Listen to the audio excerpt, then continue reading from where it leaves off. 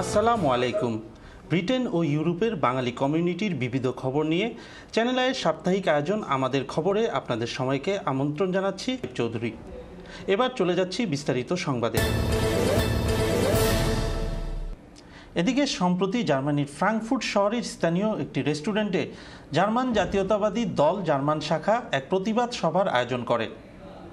বিস্তারিত জানাচ্ছেন আমাদের জার্মানির প্রতিনিধি হাবিবুর রহমান হেলাল। বাংলাদেশ জাতীয়তাবাদী দল জার্মান শাখার আলোচনা ও প্রতিবাদ সভায় বক্তারা বর্তমান সরকারের বিভিন্ন দিক নিয়ে আলোচনা করেন।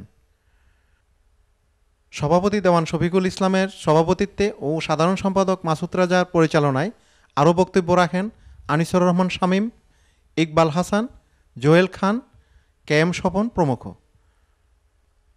সভায় বক্তারা বলেন, বর্তমান সরকার দমনপীড়ন রাজনীতি বেছে নিয়েছেন। ব্যক্তিগত প্রতিহিংসা ও রাষ্ট্রীয় সন্ত্রাসে তারা জনজীবন অতিষ্ঠ করে তুলেছেন।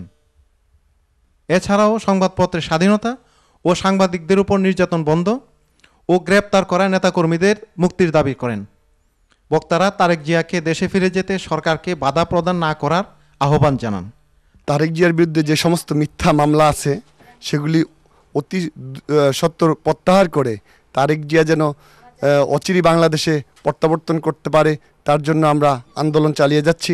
সরকার বিরোধী দলের গণতান্ত্রিক ও শান্তিপূর্ণ কর্মসূচি বাস্তবায়ন করতে দিচ্ছেন না, আমি তার তীব্র নিন্দা জানাচ্ছি। আমি জার্মান বিএনপি পক্ষ থেকে বিরোধী দলীয় নেতাকর্মীদের মুক্তি দাবি করছি। আমি মনে করি সংবিধান সময় উপযোগী করে সংশোধন করার জন্য সরকারি দল, বিরোধী দল এবং রাজনীতির বাহিরেও বিভিন্ন পেশাজীবী সংগঠনের এবং সংবিধান বিশেষজ্ঞদের নিয়ে একটি কমিটি করে মত বিনিময়ের মাধ্যমে যে সারমর্মটুকু বেরিয়ে আসবে সেই সারমর্মের উপর ভিত্তি করে সংবিধানকে সময় উপযোগী সংশোধন করা যেতে পারে। Habibur Rahman Helal, channel I, Frankfurt, Germany.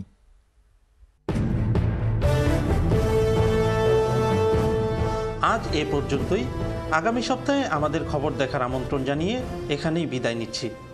আল্লাহ হাফেজ।